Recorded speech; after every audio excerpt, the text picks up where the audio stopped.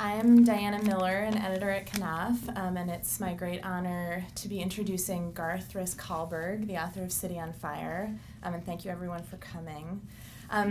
City on Fire is a pretty remarkable novel. The brief description of it is that it's set in the 1970s in New York City, and it culminates in the infamous Blackout of 1977. But some of the special things surrounding this book, I'd say probably starting with the fact that all of the publishers who had it originally on submission were interested in it. Nobody passed, and that's a very unusual thing. So it's sort of, there's a sense that the whole publishing industry was curious and intrigued by this book, which I hope you will be too. Also, it has been receiving these wonderful comparisons. The first pre-pub review came in from Kirkus, a Star, comparing it to Don DeLillo and Tom Wolfe and Jonathan Franzen and David Foster Wallace, which is pretty impressive. I think you'll agree. But what I think is actually most special about this book is that it's incredibly warm and generous. When you're inside the world of this book, you don't want to be anywhere else, and it has a very wide cast of characters, and pretty much everyone who reads it seems to think that a different person is the hero or the heroine, just to give you an idea of just the breadth and the depth of it. And Garth carries over a lot of those qualities as a person. You probably won't be surprised to know. He's a voracious reader and observer of human nature.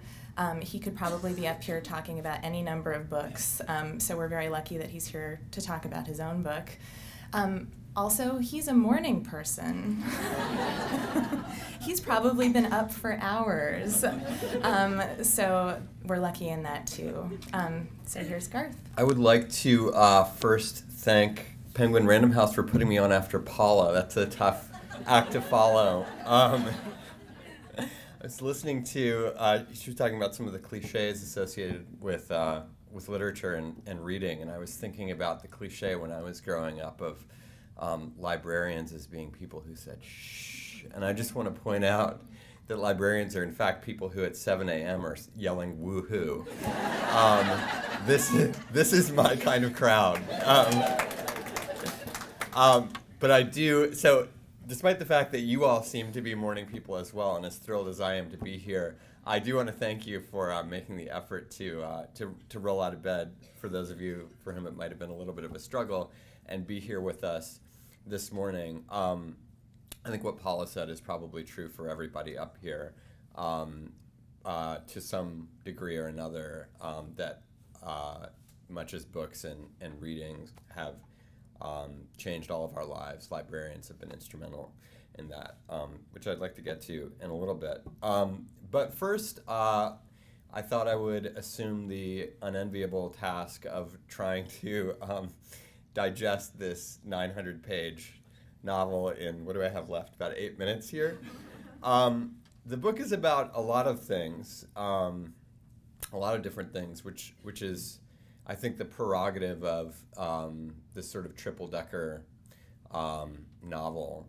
But at its heart, as Diana sort of alluded to, it follows a group of characters from all walks of life who are trying to make their way and find their place amid the chaos and the disorder and the excitement of New York in the mid-'70s, a time when the city was sort of in notable turmoil. And I'm sure many of you will have read and recommended other books focusing on that time period. What I thought I'd do today as a kind of entree to that was maybe take you through a little bit of the story of how a 36-year-old white guy came to write 900 pages about a city that I'm not from and a time when I wasn't alive. I grew up in the more or less rural South, like the first real character you come to know in the story. So I'm an Arab East. I live in New York now, but I'm kind of from out there, as we think of it in the city. That's me. That's where I come from. And North Carolina is a place that I've come to appreciate a great deal with time. and I look forward to going back to and visiting.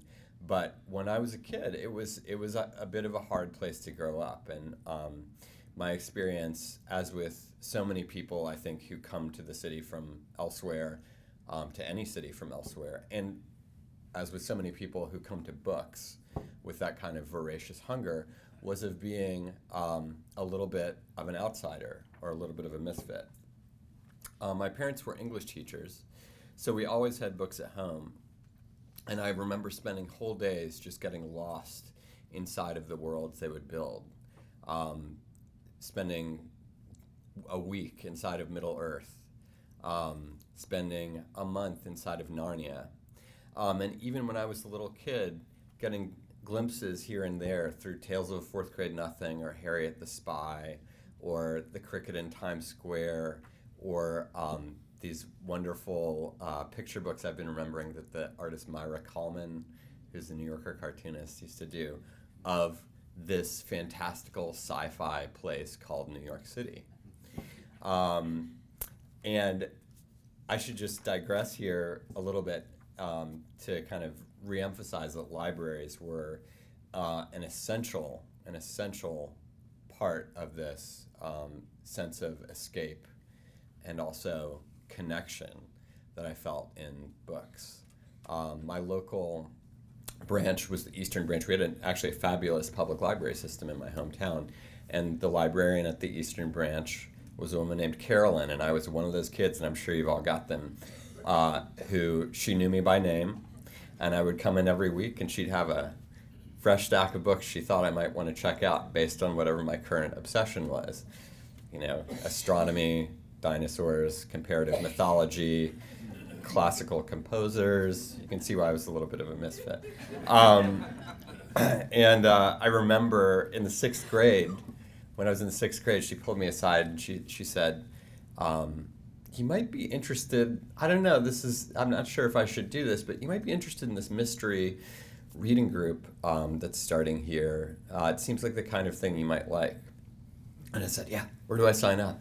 And I showed up the first day, and I was the youngest person in the room by 4 decades. And I think it was after the 2nd or 3rd weekly meeting of the Mystery Club that Carolyn pulled me aside and asked me if I could comment less because I was intimidating some other members of the group who might have something to say. I was just so excited. I mean, it was like a place of belonging and of connection. For me, and so I hung in there, and the last event of the reading club was a mystery book party, and I thought, thank God, finally I have an excuse to wear this deerstalker hat I've had since last Christmas. So I was a bit of a fish out of water. By high school, my interests had sort of gravitated more toward avant-garde poetry, 20th century history, punk rock, the hippies, all of these things. And especially, I was kind of a punk kid, and New York kind of came to assume for me these even more mythic dimensions, and particularly New York City in the 70s, which, in the middle of the Clinton era seemed like maybe the last time when big historical, cultural changes had been possible. I mean, the 90s were like we were being told, like, history is over. The Berlin Wall has fallen. Soviet Union is no more, and it's the end of history. And it was like the 70s and the 60s also felt like, oh, that's when history got made. That's what my boomer parents would have me believe. Anyway, and I always thought, I'm going to make it to New York, and I'm going to be a writer, and I'm going to, be like these wild people I'm reading about. In the event, I followed my now wife after college to D.C., where she was in graduate school for 3 years. And our plan was we would camp out there and we would move to New York. But we had the misfortune of moving to Washington in the summer of 2001. And so, essentially the first thing that happened was these terrorist attacks, which I was working right across the Potomac from the Pentagon and watching this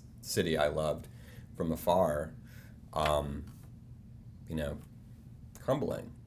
And there was a moment that day, whether you were here or not, I'm sure you remember it somewhere, when you didn't know how many more planes were out there. I mean, you didn't know what the scale of the destruction was going to be. And as with any kind of near-death experience, I think a lot of questions about, what kind of life do I want to be living? Do we want to be living? What things do we value? Who's the first person I want to call? Sort of got foregrounded. And this need to reach out and make connection with all of the people that you care about and to rededicate yourself to all of the things that have really mattered in your life. And I started coming up to New York on the Greyhound bus shortly thereafter to make contact with friends and really just to be in touch with the city I had loved so much. And I made those bus trips when I was a teenager as well, so it was kind of like reconnecting with the dreamer I had once been. And I was tremendously moved by this sense of this strange mingling of grief and also hope and possibility in the streets in the fall of 2001 and 2002, the start of 2003. And I needed to get here, and kind of start my writing life more than ever. So in the summer of 2003, I found myself on a bus kind of coming up to look at apartments, essentially, and I had my iPod in, one of the early generation iPods, and it was on shuffle, and it kicked up, of all things, this Billy Joel song about the blackout of 1977. Billy Joel, I know, not very punk rock, but it's an eclectic iPod list, and I'm looking out from New Jersey across the kind of swamplands, the meadowlands, at the skyline that had always been the sign when I was riding that bus, that like, you're here, you made it. You've stepped into the imaginary world, the world of dreams and connection and what really matters.